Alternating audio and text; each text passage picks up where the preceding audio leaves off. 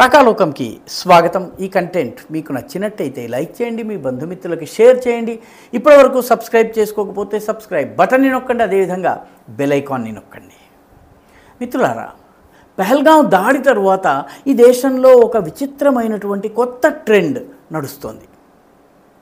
అది 1971 యుద్ధం తరువాత మళ్ళీ పాకిస్తాన్ పైన కానీ చైనా పైన కానీ యుద్ధం చేయడానికి వెనకాడినటువంటి రాజకీయ పార్టీలన్నీ కూడాను ఇంకెప్పుడు యుద్ధం, ఇంకెన్నాళ్ళు ఓపిక పట్టాలి, యుద్ధం చేయండి అని చెప్పి చాలా పెద్ద ఎత్తున అరవడం మొదలుపెట్టాయి.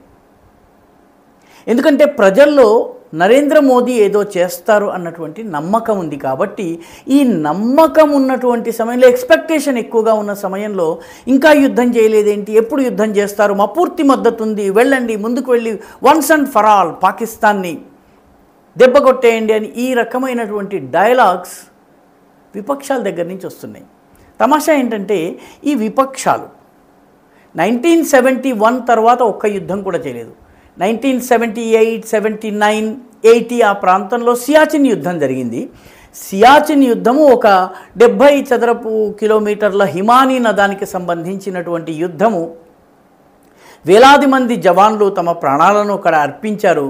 కానీ ఆ రకంగా గెలుచుకున్నటువంటి సియాచిన్ గ్లేషియర్ని, ఎందుకంటే లైన్ ఆఫ్ కంట్రోల్ 0.9842 అనేటటువంటి పాయింట్ వరకు వెళ్ళి ఆ తరువాత అక్కడి నుంచి ఉత్తరం వైపు వెళ్తుంది అని చెప్పి సీజ్ ఫైర్ లైన్ రాసుకున్నారు 1948లో పాకిస్తాన్ భారత యుద్ధంలో. సియాచిన్ గ్లేషియర్ 0.9842 దాటిన తరువాత ఉంది. కాబట్టి పాకిస్తాన్ దాన్ని కబ్జా చేసుకోవాలనుకుంది, భారత్ ముందుగా వెళ్ళి దాన్ని ఆక్రమించుకుంది. కానీ ఈ దేశంలో ఇప్పుడు విపక్షంలో ఉన్నటువంటి పార్టీలు అప్పట్లో అధికారంలో ఉన్నప్పుడు సియాచిన్ గ్లేషియర్ని పాకిస్తాన్కి ఇచ్చేయడానికి సిద్ధమైపోయినాయి. సిద్ధమైన తరువాత మిలిటరీ అడ్డుకుంది. మిలిటరీ అడ్డుకుని మీరు కనుక ఈ రకంగా చేస్తే మేము రక్షించటము వీలు కాదు, లద్దాఖ్ని రక్షించలేము, కార్గిల్ని రక్షించలేము, ఈశాన్య కశ్మీర్ని రక్షించలేము, కాబట్టి ఇది మాకు ఉండవలసిందే అని పోరు పెట్టి ప్రభుత్వము మెడలు వంచింది సైన్యం. అలాంటి వాళ్ళు కార్గిల్ యుద్ధం జరిగినప్పుడు ఈ విపక్షాల అధికారంలో లేవు. కాబట్టి ఆ తరువాత జరిగిన ఏ యుద్ధమైనా కూడాను ఈ విపక్షాలు లేవు. విపక్షాలు ఎప్పుడు కూడాను ఎన్ని దాడులు జరిగినా శాంతి మంత్రమే. లేదు ఈ దేశంలో ఉన్నటువంటి ఒక వర్గం మనోభావాల్ని దెబ్బకొట్టకూడదు, మనం దాని గురించి ఆలోచించాలి అని చెప్పి యుద్ధానికి వెళ్లకుండా అడ్డుకునేటువంటి ప్రయత్నం చేసినటువంటి పార్టీలు ఈసారి రండి, యుద్ధం చేయండి, ముందుకు వెళ్ళండి, ఫైట్ చేయండి, మేము మీ వెంటున్నాం, ముందు యుద్ధం ప్రకటించండి అని చెప్పి బాగా రెచ్చగొట్టేటటువంటి ప్రయత్నం చేస్తున్నారు. దీని లక్ష్యం ఏంటంటే ప్రధానమంత్రి నరేంద్ర మోదీ కానీ భారత ప్రభుత్వం కానీ తప్పుటడుగో వేయాలి. యుద్ధం ఎప్పుడు కూడాను మనకు అనుకూలమైన సమయంలో యుద్ధం జరుగుతుంది. కానీ వీళ్ళు ఇప్పటికిప్పుడు యుద్ధం చేయాలని రెచ్చగొట్టి ఈ దేశంలో ప్రజాభిప్రాయాన్ని మలిచేటటువంటి ప్రయత్నం చేస్తున్నారు. ప్రభుత్వానికి వ్యతిరేకంగా కూడగట్టేటటువంటి ప్రయత్నం చేస్తున్నారు. వాస్తవానికి కొన్ని లెక్కల్ని మనం చూద్దాం. 2016లో భారత ప్రభుత్వం ఉరి దాడి తరువాత సర్జికల్ స్ట్రైక్స్ చేసింది. ఎంతకాలం తరువాత? సర్జికల్ స్ట్రైక్స్ జరిగిన 10 రోజుల తరువాత కానీ, క్షమించాలి, ఉరి దాడి జరిగినటువంటి 10 రోజుల తరువాత భారత ప్రభుత్వం సర్జికల్ స్ట్రైక్స్ చేసింది. సర్జికల్ స్ట్రైక్స్కే మన దేశము 10 రోజుల సమయం తీసుకుంది. చాలామంది మర్చిపోతారు, కాబట్టి వాళ్ళకి ఈ విషయం గుర్తుండదు. అదేవిధంగా పుల్వామా దాడి జరిగినప్పుడు 2018 ఆ ప్రాంతంలో పుల్వామా దాడి జరిగినప్పుడు, 18, 19 ప్రాంతంలో పుల్వామా జరిగినప్పుడు, పుల్వామా దాడి జరిగిన 11 రోజుల తరువాత మన ప్రతీకార దాడులు ఏవైతే ఉన్నాయో బాలకోట్ ఏరియల్ స్ట్రైక్స్ జరిగినాయి. కాబట్టి 2 సంఘటనల మధ్య కనీసం 10-11 రోజులు ఉంది. ఇది కేవలం భారతదేశం మాత్రమే కాదు, ప్రపంచంలో ఉగ్రవాదం పైన చాలా ఘనమైనటువంటి పోరాట చరిత్ర ఉన్న ఇజ్రాయెల్ ఎంత సమయం తీసుకుంది? అక్టోబర్ 7, 2023న ఇజ్రాయెల్లో ఉన్నటువంటి పాటలు పాడుకుంటూ ఆనందోత్సాహాలతో ఉన్నటువంటి అమాయక ప్రజానీకం పైన హమాస్ దాడి చేసింది, చాలామందిని చంపింది, చాలామందిని బందీలుగా తీసుకెళ్ళింది. ఈ సంఘటన జరిగింది 7 అక్టోబర్. ఆ తరువాత ఇజ్రాయెల్ హమాస్ మీద దాడి చేసింది. తన దేశంలోనే ఒక అంతర్భాగంగా ఉన్నటువంటి 300 కిలోమీటర్ల పొడవు, 25 నుంచి 30 కిలోమీటర్ల వెడల్పు ఉండి 24 లక్షల మంది మాత్రమే జనాభా ఉన్నటువంటి గాజా పైన, అందులో స్థావరాలు ఏర్పరచుకున్నటువంటి అండర్గ్రౌండ్ సొరంగాలు ఏర్పాటు చేసుకున్నటువంటి హమాస్ పైన దాడి చేయడానికి ఎంత సమయం తీసుకుంది? 20 రోజుల సమయం తీసుకుంది. 20 డేస్. అక్టోబర్ 7న జరిగితే ఇజ్రాయెల్ యొక్క రెస్పాన్స్ అక్టోబర్ 27న జరిగింది. మోదీని హడావిడి చేసేసే ప్రయత్నం చేస్తున్నటువంటి ఈ విపక్షాలు నిజానికి ఇజ్రాయెల్ వంటి దేశం ఎంత సమయం తీసుకుందో ఒకసారి ఆలోచన చేయాలి. కాబట్టి అలా కొట్టగానే ఇలా జవాబిచ్చేయాలి, ఇది సినిమాల్లో జరుగుతుంది. వాస్తవానికి షోలే వంటి సినిమాల్లో జరుగుతుంది, లేకపోతే ఇంకో సినిమాలో జరుగుతుంది, మ్యాగ్నిఫిసెంట్ 7 వంటి సినిమాల్లో జరుగుతుంది. రియల్ లైఫ్లో ప్లాన్ చేసుకోవడానికి కొంత సమయం కావలసి ఉంటుంది.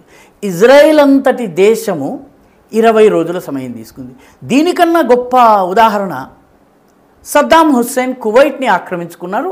ఫిబ్రవరి, బహుశా ఆయన ఆగస్టు 2 నుంచి ఆగస్టు 4, 1990 ఆయన కువైట్ని ఆక్రమించుకున్నాడు. ఆక్రమణ ప్రారంభమైంది 2వ తారీఖు. ఆక్రమణ పూర్తయి మొత్తం కువైట్ ఇరాన్లో కలిసిపోయి విలీనమైపోయి ఒక జిల్లాగా మారటం, సద్దామియత్ అనేటటువంటి జిల్లాగా మారడానికి 2 రోజులు పట్టింది.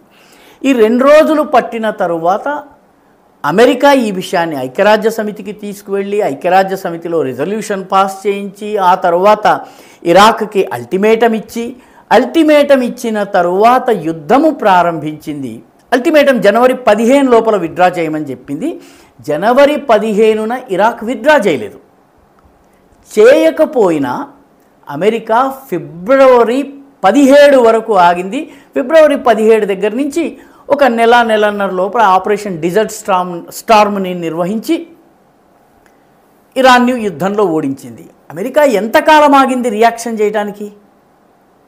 కువైట్ దాడి ఫిబ్రవరిలో చేస్తే మరుసటి సంవత్సరము కువైట్ దాడి ఆగస్టున చేసినట్టయితే మరుసటి సంవత్సరం ఫిబ్రవరి వరకు, అంటే అమెరికా వంటి అగ్రరాజ్యం, సర్వాయుధాలు సకల శక్తులు ఉన్నటువంటి ఒక అగ్రరాజ్యం కూడా ఎంత సమయం తీసుకుంది? 4-5 నెలల సమయం తీసుకుంది.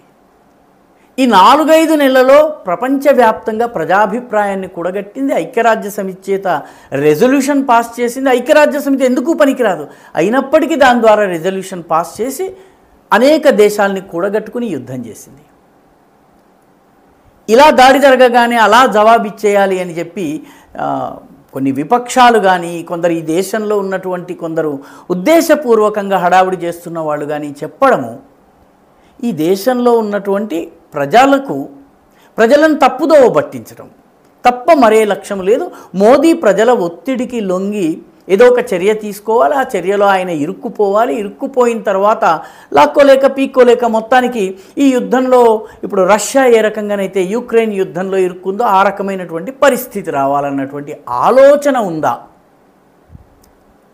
ఎందుకంటే సర్జికల్ స్ట్రైక్స్కి ఇచ్చినంత సమయం కూడా ఇవ్వకుండా హడావిడి గతంలో ఎన్నడూ ఈ విషయంలో మాట్లాడని వాళ్ళు ఎందుకు చేస్తున్నారు? ఈ దేశ ప్రజలు ఒకసారి ఆలోచించాలి. ఒక యాక్షన్కి రియాక్షన్ రావడానికి ఎంత సమయం పడుతుంది? ఎక్కడ దాడి చేయాలి? మన దగ్గర ఏ ఆధారాలని మనము సమకూర్చుకోవాలి? ప్రపంచంలో మద్దతు కూడగట్టడానికి ఎంత సమయం పడుతుంది? ఇవేవీ లెక్క లేకుండా కొట్టేయండి, యుద్ధం చేయండి, కొట్టేయండి. యుద్ధం జరగాలి, కానీ యుద్ధము జరగడము మనకి అనుకూలమైన సమయంలో, మనకి అనుకూలమైన పద్ధతిలో, మనకు అనుకూలమైనటువంటి విధంగా జరగాలి. ఫలితము మనకు అనుకూలంగా ఉండాలి.